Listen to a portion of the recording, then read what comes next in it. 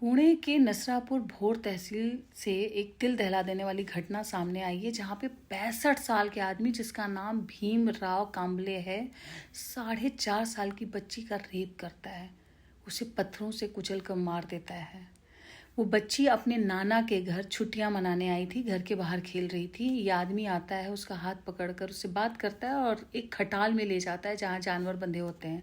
वहाँ उस बच्ची का रेप करता है, पत्थरों से उसका सर, बॉडी को पूरी तरीके से कुचल देता है और जो वहाँ गोबर होते हैं उसके नीचे उसकी डेड बॉडी को छुपा देता है। जब इस बच्ची की खोज होती है और सीसीटीवी फुटेज देखा जाता है, तब पता चलता है इस आदमी ने उसको हाथ पकड़ के कहीं ले जा रहा है और तब घटना प्रकाश में आती है। लोग सड़कों पर उतर आए उस बच्ची के लिए न्याय मांगने के लिए। पुणे बेंगलोर जो हाईवे था पूरी तरीके से जाम कर दिया गया और उस जो अपराधी है उसको फांसी की सज़ा की मांग की जा रही है। सीएम ने कहा है कि हम इस केस को फास्ट ट्रैक कोर्ट में चलाएंगे और जल्द से जल्द निर्णय लेंगे।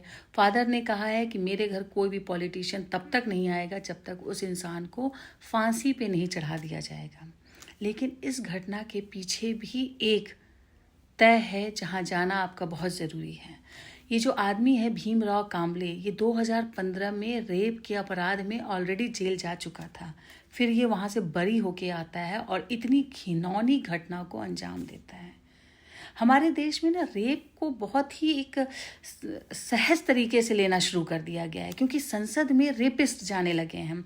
सरकार का बड़ा सॉफ्ट कॉर्नर हो गया है रेपिस्ट के प्रति, इसलिए कभी भी कोई कड़ा कानून नहीं लाती है।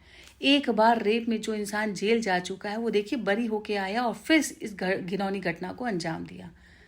कुछ लोग आके ये भी कहते हैं कि लड़कियां ऐसे कपड़े पहनती हैं, ऐसा दिखावा करती हैं, इसलिए पुरुष उनका रेप करते हैं। कहाँ गए वो लोग?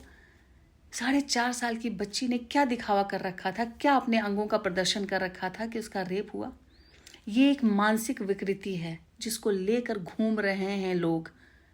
जिस ऐसे मानसिक विकृति वाले आदमी को फांसी की सज़ा होनी चाहिए, रेप के लिए कड़ा कानून बनना चाहिए और हमारे संसद में एक भी रेपिस्ट नहीं होना चाहिए।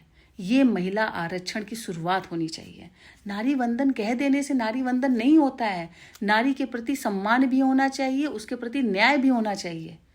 कहाँ गए सारे वो पॉलिटिशियन जो नारी की शक्ति पे, नारी के आरक्षण पे बात कर रहे थे? कहाँ हैं वो लोग? 4.5 साल की बच्ची का रेप हुआ है। जनता कितनी बार सड़क पे आएगी, न्याय मांगेगी? क्यों नहीं आप कड़ा कानून बनाते हैं? क्यों नहीं सरकारें कड़ा कानून बनाती है? क्यों किसी रेपिस्ट को टिकट देती है? क्यों इंसान के अंदर ये डर नहीं है कि एक बार रेप में हम जेल जाएंगे तो कभी बाहर नहीं आएंगे? 2015 में भीमराव कांबले जेल गया हुआ था, बाहर आया है और आकर इस घिनौनी घटना को अंजाम दिया है।